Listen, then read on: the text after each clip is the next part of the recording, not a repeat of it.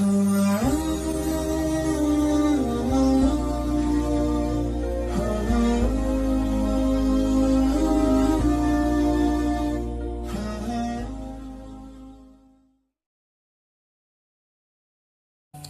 kita ingat-ingat dalam diri kita, kemalangan apapun yang kita alami, kesulitan hidup apapun yang kita alami, yang pertama ayo kita yakini bahwa itu sementara.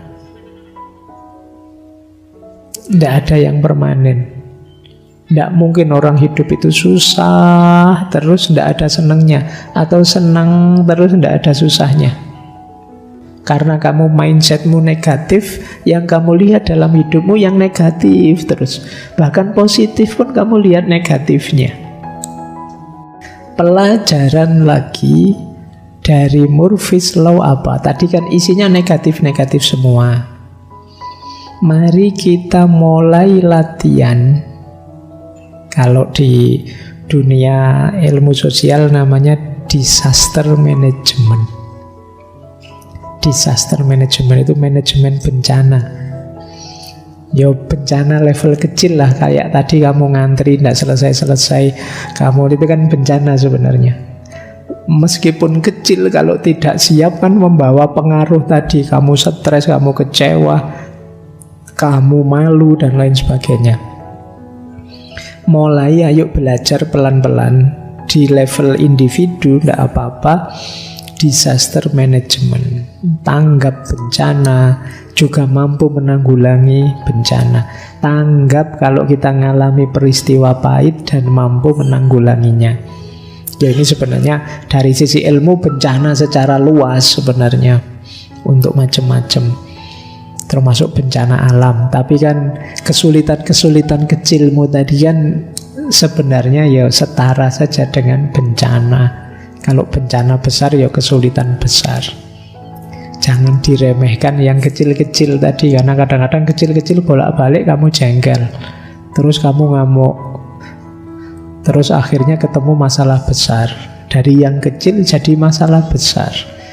Kan sering kamu lihat di TikTok itu orang disalib tidak terima, terus jotosan di jalan, terus akhirnya urusan polisi, terus viral, wajahmu nyebar di mana-mana, kamu nangis-nangis minta maaf ya gitu.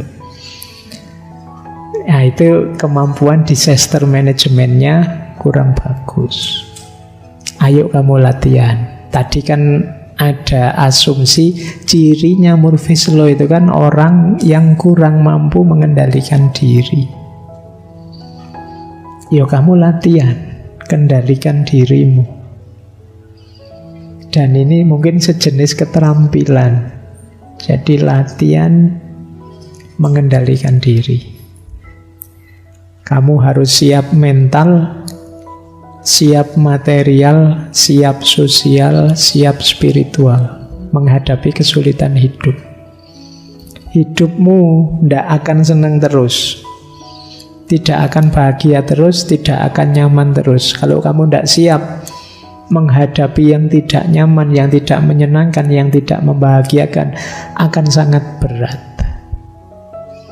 Ya kita perlu prihatin beberapa waktu belakangan banyak sekali cerita-cerita mahasiswa yang suicide, bunuh diri. Semoga kalian tidak pernah terbersit sedikit pun yang seperti itu. Jadi perlu, hidup ini tidak mungkin tidak ada masalah. Makanya malam hari ini saya angkat masalah-masalah receh model Murphy's Law, biar kalian sadar bahwa tidak mungkin kamu free dari masalah. Harus siap. Kamu harus siap sukses, tapi juga siap gagal. Ya memang banyak di medsos-medsos hari ini, di YouTube kamu didorong untuk bermimpi besar, punya prestasi-prestasi hebat, iya. Tapi seandainya pun kamu tidak hebat, tidak berprestasi besar, bukan berarti terus kamu tidak bernilai. Saat ini pun kalian sudah bernilai. Dan ada banyak orang yang menganggapmu sangat bernilai, sangat penting. Kalau tidak percaya, tanya teman kiri kananmu, apalagi tanya keluargamu, apalagi orang tuamu. Jadi tidak ada manusia yang tidak bernilai. Setiap orang bernilai. Setiap orang berharga. Jadi ini perlu saya sampaikan karena 1 bulan yang lalu ada mahasiswa yang menghadap saya dengan keluhan 2-3 bulan yang lalu, bukan 1 bulan yang lalu, dengan keluhan yang unik. Jadi saya tidak tahu, mungkin karena belajar filsafat apa ya. Keluhannya begini dia, Pak, apa sih gunanya saya ada di dunia ini?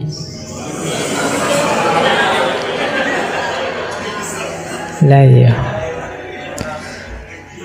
Mbok yo sebaiknya ndak ada saja. Saya merasa ndak bisa apa-apa, ndak bisa memberi kebaikan apa-apa. Ngapain Allah itu menciptakan saya? Wah itu, ya makanya ini mungkin karena belajar. Itu kalau bahasanya simbah saya dulu, ngono ya ngono ning aja ngono. Agak kejeron, kita dalam itu ndak apa-apa, tapi terlalu dalam negatif. Kalau sudah mentok, ya sudah berhenti. Pikiran itu kan dulu waktu kita belajar batas nalar, sudah kita deklarasi, pikiran itu ada batasnya.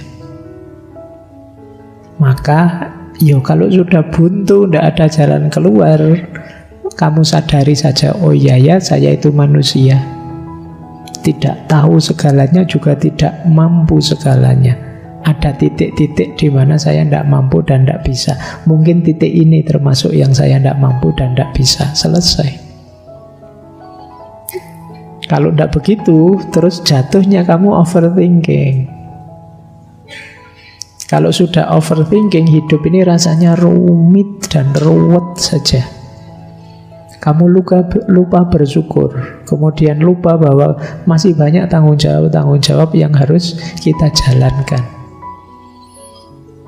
Jadi latihan ya, paling tidak kalian coba bangun dirimu sendiri model disaster management ini.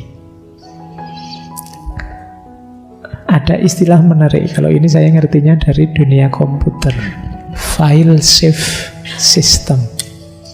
Ini yang ngerti komputer mesti ngerti ya. Selalu persiapkan dirimu untuk jika seandainya mengalami kegagalan. Kalau komputer itu ya titik file save itu begitu error nggak karu-karuan, kamu reset saja kembali ke awal. Aman sudah. Kamu juga begitu. Dalam dirimu sediakan ruang untuk file save system ini. Karena hidupmu tidak tentu. Kita tidak ngerti nanti menghadapi apa, mengalami apa. Ya mungkin dalam jangkauan pengetahuan kita nyaman-nyaman saja, tapi sopo ngerti. Siapa tahu. Wong kita tidak ngerti dalam hidup kita ini nanti akan mengalami apa saja. Ya siapa tahu nanti tiba-tiba perang dunia ketiga muncul misalnya. Jangan-jangan kamu malah seneng, wah kuliah libur berarti Pak. Iya. Wong yo dunia serba ndak mesti kan sekarang. Yo kayak kemarin, tiba-tiba gara-gara virus yang sangat kecil saja jungkir balik orang seluruh dunia. Kamu tersisihkan di pojok-pojok rumahmu semuanya. Itu kalau ndak siap mental selesai kita. Maka sediakan file save system dalam diri kita. Nah, gimana Pak manusia bisa punya file save system? Kalau komputer sih gampang. Ada banyak, kemarin kita belajar banyak teori tentang ini. Mungkin bisa kembali ke episode-episode patah hati menurut banyak filosof, banyak kalangan dan lain sebagainya. Dalam rangka membangun ini, file save system. Saya kasih contoh ya, file save system. Ini saya ambil dari para filosof eksistensialis. Ini bagi saya semacam personal file save system. Membangun sistem ketangguhan dirimu. biar kamu tidak jatuh, biar kamu tidak runtuh mengalami apapun. Ini boleh dicek di pikiran-pikirannya filosof eksistensialis seperti Schopenhauer atau Nietzsche, Kierkegaard, dan lain-lain. Yang pertama misalnya, kalau ini filsuf jalan estetis, estetika, seni, keindahan. Filsuf model ini meminta kita untuk punya sistem katarsis yang mampu membuat kita melampaui ruang waktu hidup kita. Katarsis itu semacam pelampiasan. Biasanya memang ranah katarsis ini ada di dunia estetik, lagu, film, apalagi tari, apa saja monggo yang bisa jadi pelampiasanmu. Wah, kalau saya jenuh luar biasa Pak, biasanya saya dengerin musik yang tenang, yang syahdu, jadi rasanya melayang, lupa dengan masalah. Tidak apa-apa, itulah katarsis. Terserah, mungkin ada Pak, kalau saya tidak begitu Pak. Saya itu kalau sudah jenuh, pol habis, ya saya jalan pokoknya. Entah jalan-jalan kemana, kalau lelah balik lagi. Apa sepedaan saya Pak, atau monggo saja. Ini katarsis namanya. Ini bisa jadi fail-safe system. Meskipun kalau katarsis ini solusi sementara, tidak apa-apa. Kalau orang sama sekali tidak punya pembuangan dari kejenuhannya, itu nanti bisa melahirkan stres-stres, tekanan-tekanan, depresi-depresi. Asal yang positif ya, jangan yang negatif. Ya yang negatif itu ya sekalian tahu sendirilah. Saya tidak perlu mencontohkan. Yang masih dalam koridor positif, kamu mau dengerin musik mungkin oke. Kamu mau Pak, saya biasanya kalau jenuh itu nonton drakor Pak. Ya tidak apa-apa, wis nonton saja. Kalau kamu yang membuatmu lega, membuatmu nyaman. Saya ngaji Pak, alhamdulillah. Loh, ya kan tidak apa-apa, bagus yang mau ngaji. Saya tahajud Pak, saya monggo saja. Yang penting kamu ada katarsismu, pembuanganmu. Saya Pak teriak Pak, tidak apa-apa. Saya mukuli bantal Pak, tidak apa-apa wis. Yang penting kamu punya katarsisnya. Asal jangan mukuli teman aja. Kalau itu negatif. Nah, jalan estetik sementara, durasinya pendek. Iya, kamu waktu mendengarkan lagu tenang kamu. Tapi begitu lagunya mati, masalahnya datang lagi. Tapi mendengarkan lagu terus-terusan jenuh. Jadi dia tidak bisa jadi solusi permanen. Ada jalan lebih permanen, yaitu jalan etis. Jalan etis itu distraksikan kegalauanmu, masalahmu, kesedihanmu ke arah perbuatan-perbuatan baik. Wah, saya bakti sosial saja lah Pak. Wah, saya melakukan ini itu yang kebaikan untuk sesama. Ini namanya jalan etis. Lebih panjang daya filsafnya. Sekarang saya sibuk membantu yatim piatu Pak, ini lebih panjang. Sekarang saya sibuk membantu teman-teman yang tidak mampu, lebih panjang. Jadi boleh kamu sibukkan dirimu dalam kebaikan, apapun jenis kebaikannya. Ini namanya jalan etis. Tidak sekedar mencari katarsis, tapi juga katarsis yang membawa manfaat, maslahat untuk sesama. Ini namanya jalan etis. Ada yang ketiga, jalan asketis. Jalan asketis itu jalan spiritual sebenarnya orang menyebutnya, tapi maksudnya kamu agak menjauh sebentar dari keramaian. Yang bikin kamu suntuk luar biasa, itu keterikatanmu, kemelekatanmu dalam keseharianmu. Tarik diri sebentar. Istirahatkan pikiran, hatimu, kesibukanmu sehari-hari. Ini jalan asketik. Ndak apa-apa sementara ndak ketemu temanmu. Wong temanmu ndak pernah kangen padamu kok. Jangan-jangan kamu minggir sebentar, mereka syukuran. Alhamdulillah dia ndak ada. Jadi ayo minggir, ndak apa-apa. Yuk minggir sementara untuk berjuang. Kalau orang sufi ada kholwat, ada uzlah. Dalam rangka pembersihan. Nanti kalau sudah tangguh, sudah kuat, tidak mudah terpengaruh, kembali lagi. Jalan asketik lebih permanen. Jadi karena nanti kita jadi tangguh mental batin kita. Ayo ya, kamu bangun sendiri. Saya tidak tahu kamu mampunya di level mana membangun fail safe system ini. Tapi semoga kalian bisa di salah satunya ada. Jangan sama sekali tidak punya. Biar kamu tidak kesulitan nanti kalau ada masalah. Biar kamu tidak sama sekali drop jatuh. Ya syukur-syukur kamu bisa kayak ceramah dulu kalau ngaji yang dulu, kembali pada Allah, sadar untuk lebih baik gitu ya. Kayak gitu alhamdulillah kalau bisa. Tapi kan saya tahu levelmu. Kalau dipaksa terlalu tinggi malah tidak jalan. Kamu cari sendiri ya paling tidak katarsis dari estetik, etis maupun asketik. Baik, jadi ini berhubungan dengan hidup yang serba negatif tadi loh. Hidup yang kita banyak sekali ketemu kemalangan-kemalangan hidup.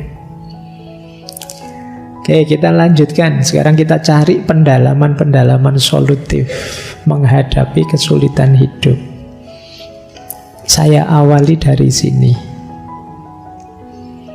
Kepahitan-kepahitan seperti diuraikan oleh Murphy's Law tadi ya, tidak mustahil akan kita alami. Bahkan lebih dahsyat dari sekedar itu. Kita perlu kesiapan mental. Jangan sampai karena hal-hal yang tadi kita sebut receh itu, kita benar-benar drop. Apalagi untuk hal-hal kesulitan besar. Kadang-kadang kan sepele sih, tapi kita stresnya luar biasa. Sekedar laptop hang atau error saja kadang-kadang kita jengkelnya luar biasa. Apalagi listrik mati juga, apalagi sinyal error juga. Wah itu kalau tiap hari begitu kan depresi akhirnya kalian.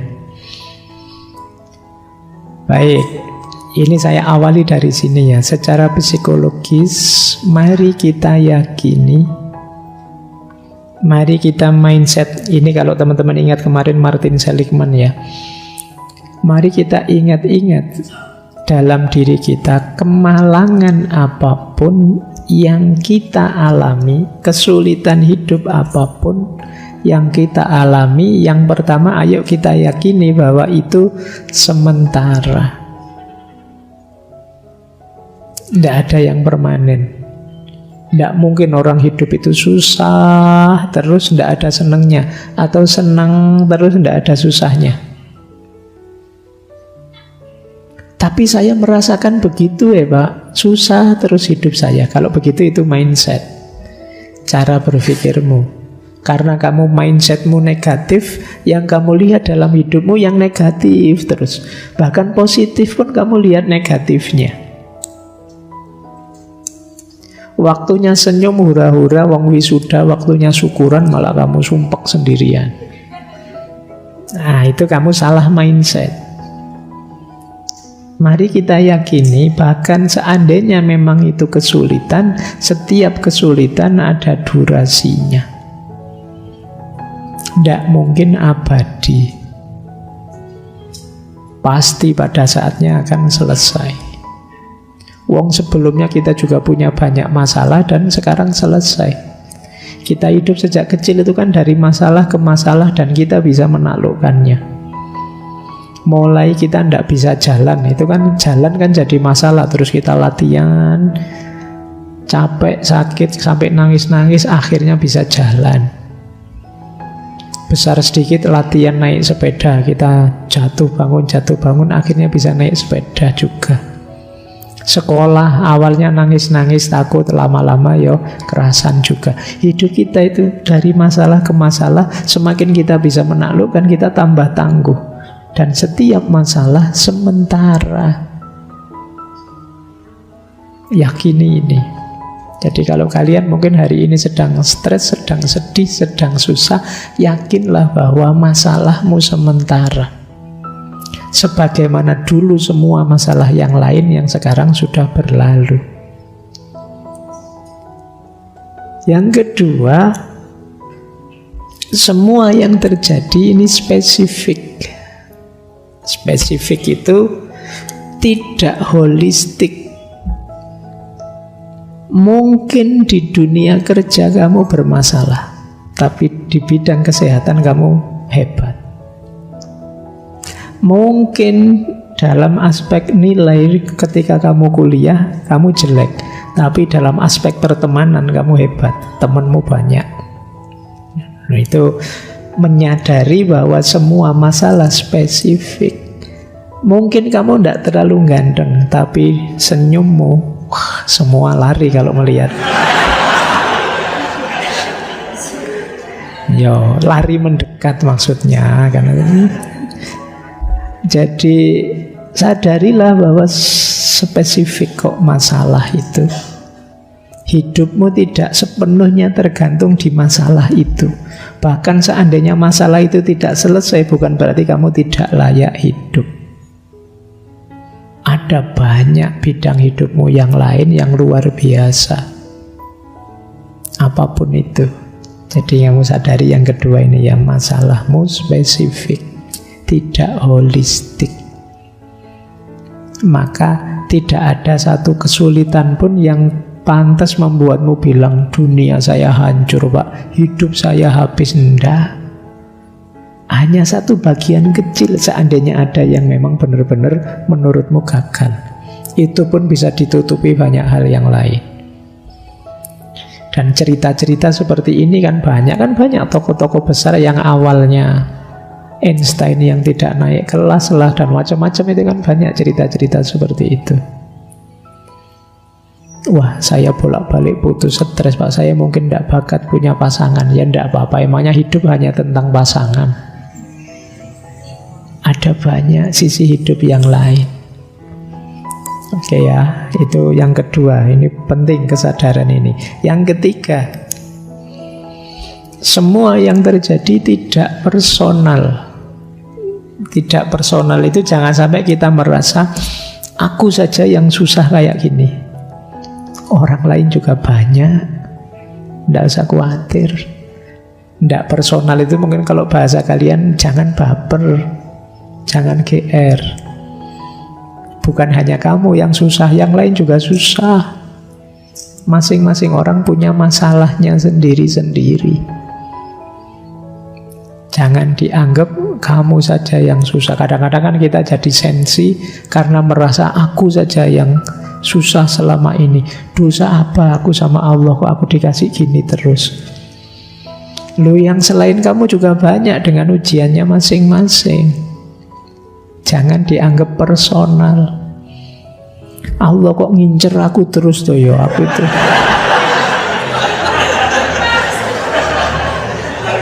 Iya.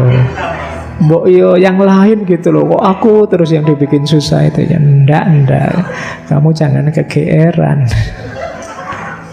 Jadi yo jangan dianggap personal lah. Ndak, semua orang ujian itu maknanya luas sekali. Jangan-jangan itu justru bukti sayangnya Allah padamu. Boleh diulang kembali dulu patah hati dari perspektif sufisme. Dan yang terakhir tentu saja semua yang terjadi ada hikmahnya. Ada pelajaran yang bisa kamu ambil untuk hidup jadi lebih baik dari semua kemalangan tadi. Nah, kalau itu solusi praktis yang kanan itu. Yang pertama apa? Tenang, turunkan tensi, ambil nafas dalam-dalam. Meditasi boleh untuk menenangkanmu. Kalau sulit, talk to someone. Have a deep, meaningful conversation. Cari teman untuk saling curhat. Berbagi. Itu gunanya punya sahabat. Jadi temannya juga begitu. Latihan jadi pendengar yang baik.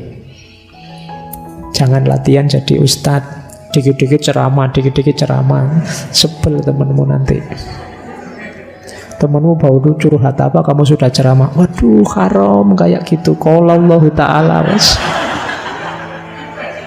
Nggak jadi curhat temanmu, dia tambah stres. Kamu tambah ngancam neraka kayak gitu, itu neraka. Tambah depresi dia. Oke ya, cari teman yang enak diajak curhat. Jadilah kalian teman yang enak dicurhati. Kalau bisa, kalau memang sulit, lakukan sesuatu yang bisa mendistraksi pikiranmu biar enggak